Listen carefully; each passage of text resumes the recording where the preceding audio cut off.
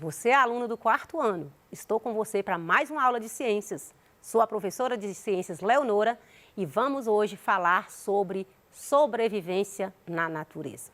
Então espero que com essa aula de hoje você venha aí compreender as causas que levam à alteração nas cadeias alimentares, identificar as ações humanas que interferem na sobrevivência dos seres vivos, reconhecer a importância da preservação das espécies em um ecossistema, como também identificar ações humanas que contribuem para a sobrevivência dos seres vivos na cadeia alimentar. Então, já temos aí 2 aulas que nós trabalhamos sobre cadeia alimentar, alteração na cadeia alimentar e hoje nós vamos falar sobre como esses seres sobrevivem aí na natureza, as maneiras de sobrevivência desses seres vivos. Então vamos pensar aí na nossa aula anterior. Falamos em uma aula, na nossa última aula, sobre alteração na cadeia alimentar.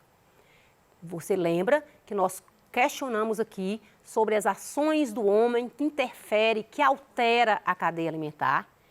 E nós falamos também o que e como ocorre o desequilíbrio na cadeia alimentar. Falamos que a cadeia alimentar é uma sequência de indivíduos que estão ali com o objetivo de alimentação e qualquer alteração nessa cadeia alimentar causa um desequilíbrio na natureza. E você sabe quais as espécies animais que foram ameaçadas de extinção? Falamos que existem alterações na cadeia alimentar que levam aí à extinção de espécies. Falamos aí que é o tráfico dos animais, que é o desmatamento, que é a poluição. Tudo isso contribui para que os animais entrem em extinção. E que existem aí várias espécies, arara azul, o próprio lobo-guará, várias espécies que estão aí entrando em extinção. E se a gente não tomar atitudes, né, cuidar aí de fazer cumprir as leis ambientais, esses animais vão entrar completamente aí em extinção. E nós falamos aqui também como que a reprodução é importante, como que ela contribui aí para aumentar aí o risco de extinção de espécies. Por quê? Porque a espécie, o que dá continuidade a uma espécie é o seu mecanismo de reprodução.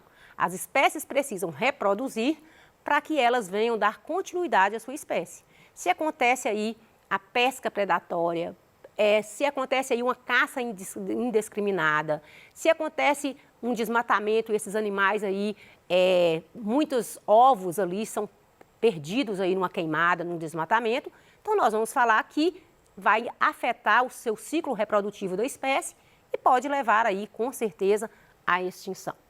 Então a aula de hoje nós vamos vou conversar com você sobre sobrevivência desses seres vivos na natureza.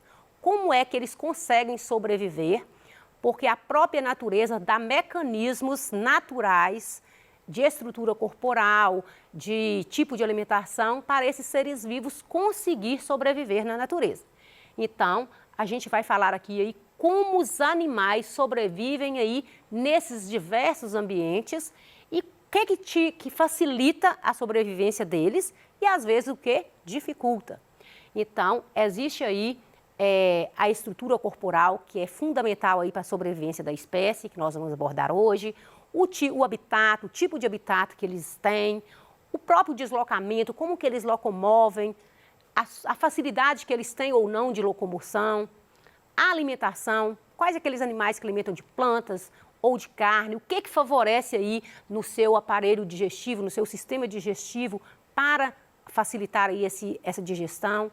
A própria respiração, existem animais que têm respiração um pouco diferente uns dos outros, porque alguns animais têm uma respiração diferenciada, o que favorece, a reprodução, que é fundamental aí para dar continuidade à espécie, e também o seu mecanismo de defesa, que é fundamental aí para ele sobreviver aí na natureza. Primeiro, nós vamos abordar aqui sobre a estrutura corporal. Então, existem espécies, você já ouviu dizer, que existem espécies que são classificadas em vertebrados e outros que são classificados em invertebrados. O que diferencia um ser vivo, vertebrado e um não vertebrado? Então, todos os seres que têm uma coluna vertebral, óssea ou cartilaginosa, nós vamos falar que ele está entre a classe dos vertebrados.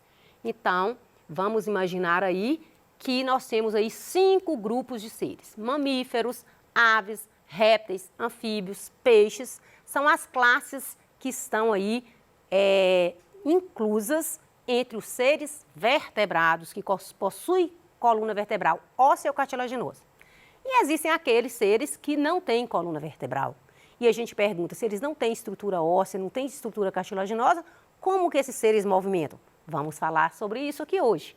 Então, seres que não apresentam coluna vertebral é classificado como invertebrado.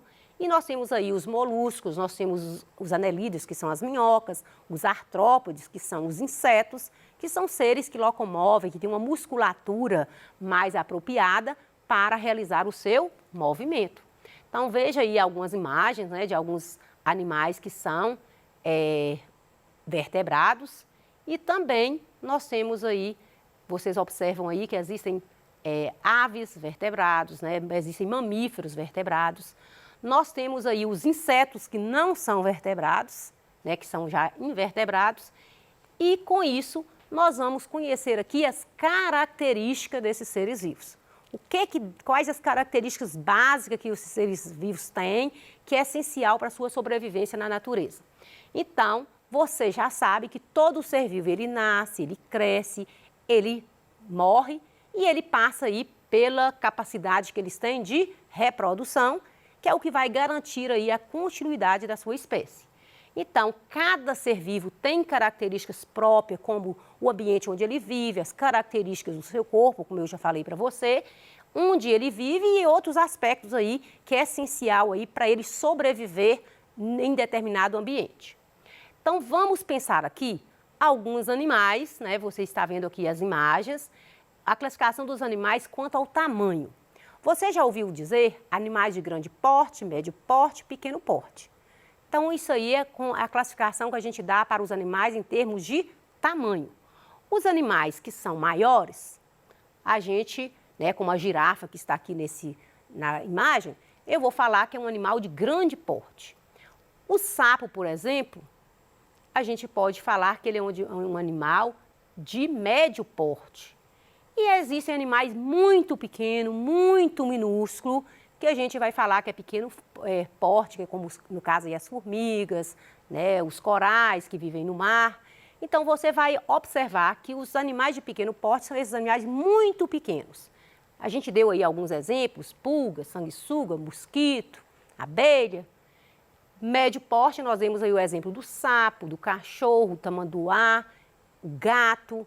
Já grande porte, você viu aí os bovinos, elefante, baleia, girafa, são classificados como grande porte. Mas você já observou que alguns animais, eles têm cobertura do corpo, alguns têm pelos, outros têm escamas, outros têm penas. Isso vai depender do ambiente onde ele vive. Então, vamos imaginar aqui que cada animal ele vai possuir estruturas do seu corpo que vai adaptar melhor ao ambiente que ele está. Então, nesse caso, por exemplo, nós temos aí o peixe. O peixe ele tem o corpo coberto de escamas. Ele vive, onde que ele vive? Na água. Você geralmente, se você tiver curiosidade de pegar um peixe, você vai ver que ele tem uma estrutura meio escorregadia, um muco próximo àquela escama, que é também um mecanismo de defesa dele e também uma forma dele locomover com precisão ali dentro daquele ambiente aquático. Nós temos aí ainda, né, temos os répteis com escamas, porém as escamas já são mais secas, né, mais grossas, que são animais que vivem aí no ambiente terrestre e às vezes até num clima mais seco.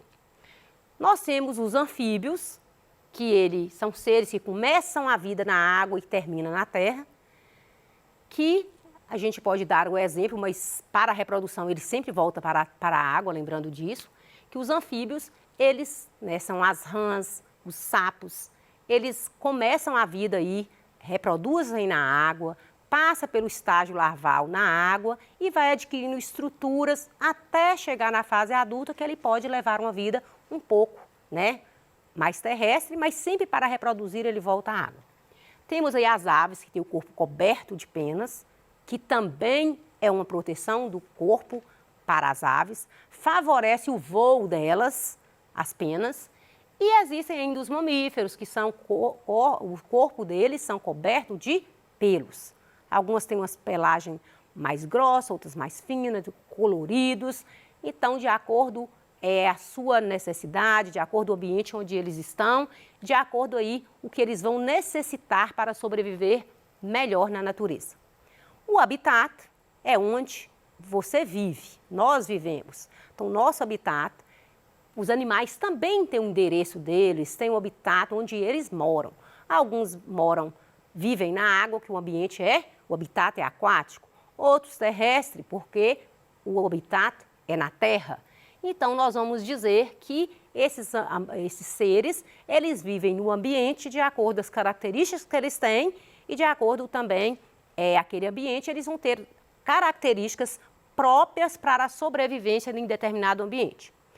A minhoca, por exemplo, que você conhece, que todos nós já conhecemos, ela vive debaixo da terra. Já falamos aqui da minhoca, falamos como que ela é importante aí para a agricultura, que ela constrói galerias debaixo da terra e que ela sobrevive aí no subsolo. Falamos que tem vários tipos de habitat, como eu falei para vocês, que o aquático, o terrestre, mas existe esse habitat natural, é aquele habitat do próprio ser vivo, seja aquático, seja terrestre, é um habitat natural, é onde ele nasceu, está ali por muito tempo, e existe o habitat artificial. Então, nós vamos falar que os habitats naturais são aqueles aí que é da própria natureza, sem interferência do homem. Já os artificiais são aqueles construídos pelo próprio homem. Mas como assim? Existem aí, o zoológico, por exemplo, é um habitat de forma artificial. É aquele ambiente que ali aqueles seres vivos vivem, tenta aproximar aquele habitat do habitat natural, que é o que os zoológicos tentam fazer. Ali eles dão condição para aquele ser reproduzir, mas só lembrar que cada ser vivo tem seu habitat e o zoológico é um habitat artificial, porém legalizado, é baseado nas leis. Nós não podemos imaginar aí um habitat, querer construir um habitat para os animais na nossa casa, que você está fazendo aí de forma ilegal. Então, os zoológicos, eles são legalizados. Então, nessa imagem, você percebe aí o habitat natural dos animais. Então, aí você está vendo aí esse ambiente aquático, terrestre. E como eu falei para você, que a gente não pode tirar esses animais do ambiente natural deles e resolverem levar esses animais para a nossa casa. Vamos aí, todos vocês acompanharam nas redes sociais, nos noticiários, nos jornais, falando aí da cobra naja, que foi uma cobra encontrada lá no estado de Goiás e que essa cobra, ela tirou esse ser vivo do habitat dela e trouxe para ser criada em cativeiro numa casa comum, que não é o habitat dessa cobra. Então, lembrando que nem o habitat dela nem é brasileiro, essa cobra, o habitat dela é da África, Ásia. Então, a naja é uma cobra que tirou essa cobra do habitat natural e fez aí um cativeiro em casa, de forma ilegal, que depois trouxe aí uma repercussão muito grande, que todos nós assistimos, e é necessário a gente repensar essas atitudes humanas que comprometem aí a vida dos seres vivos e que compromete também até o habitat deles. Porque cada ser vivo, ele tem características, ele tem um habitat próprio. Então, nós não podemos fazer da nossa casa um habitat para esses animais, que o habitat deles é natural e é um habitat silvestre. O deslocamento, né, é um tipo de locomoção, onde os seres vivos nadam, saltam, voam, rastejam. É uma forma de locomoção que todos os seres vivos têm. Nós utilizamos os nossos pés para locomover. Os animais também têm a forma de deslocamento deles. Existem aí as estruturas responsáveis pelo deslocamento, que são patas, né, pés. Tem seres vivos que não deslocam, como as esponjas, elas vivem fixas ali em determinada região ali no mar. Mas existem aí, tem umas que não têm locomoção, não têm patas, não têm pés, como as serpentes, as cobras, que rastejam e elas utilizam aí a sua musculatura para fazer o deslocamento. A alimentação desses animais também, cada animal aí tem um tipo, um aspecto variável, classificando aí com carnívoros, herbívoros, de acordo com a sua alimentação. Animais que alimentam de carne, carnívoro. Alimentam de ervas, herbívoros. Animais que alimentam tanto de ervas como de carne, onívoro. E tem aqueles animais como os urubus, que comem aí restos de seres vivos mortos, que a gente chama de detritívoros. Então, são esses tipos de animais, segundo a sua classificação, de acordo com o seu tipo de alimentação. A alimentação, todos os animais aí têm o formato, as aves, por exemplo, de acordo com a alimentação delas, elas têm o formato do bico, elas têm seres que têm aí própria forma de alimento, o formato dos dentes, formato da língua, como o tamanduá, que utiliza a língua para capturar o alimento. E cada ser vivo tem, então, de acordo com a alimentação, de acordo com o tipo de dente, de acordo aí, no caso das aves, o tipo de bico. Está aqui para vocês verem também a imagem. A alimentação vai ser muito importante para o ser vivo e também de acordo com a alimentação, de acordo com o seu sistema digestório. Então, tem animais que utilizam aí, faz a mastigação, engole. Se ele é herbívoro, como por exemplo os ruminantes, como a vaca, o estômago da vaca é totalmente diferente do nosso. Por quê? Porque a alimentação dela é diferente. Se você pegar o aparelho digestivo, o sistema digestivo da ave, também é diferente do nosso, porque ela é granívora, ela não tem dente, ela engole o alimento por inteiro. Então, você vai ver que cada ser vivo, de acordo com o tipo de alimento, ele vai ter também o seu sistema digestivo adequado àquele tipo de alimentação. A respiração, você já sabe que a respiração é essa troca gasosa entre o organismo, né, e o meio onde vive. E existem seres que têm respiração pulmonar, que utilizam o pulmão para fazer a respiração. Outros têm aí a respiração branquial, que são aqueles que respiram pelas brancas, como, por exemplo, os peixes que vivem na água. E tem aí a respiração cutânea, como as minhocas, que também tem uma respiração aí cutânea, respira pela pele. E a traqueal, que são os insetos que respiram pela traqueia. Então, vocês observam que cada ser vivo, de acordo com o seu tipo de respiração, ele vai ter uma estrutura, um sistema respiratório diferente. Respiração pulmonar, né? Respiração branquial, respiração cutânea, respiração traqueal. Cada organismo com seu sistema respiratório, de acordo com o tipo de respiração que ele executa. Você está vendo aqui várias também seres, né? Que a minhoca, por exemplo, realiza a respiração cutânea. Você vai ver aí, existem aí os peixes que respiram pelas brânquias, mas existem peixes também que têm a respiração pulmonar. Os mamíferos que utilizam aí o pulmão para a respiração. A aula da semana que vem, a gente vai continuar esse assunto falando sobre reprodução, defesa desses seres vivos na natureza. Então, o nosso próximo assunto é sobre sobrevivência na natureza. Vamos dar foco à reprodução e os mecanismos de defesa que cada ser vivo tem. Te aguardo e até a próxima aula. Tem aqui algumas atividades para você aí verificar aí a sua aprendizagem. Espero que você tenha gostado da aula e até a nossa próxima aula e te aguardo.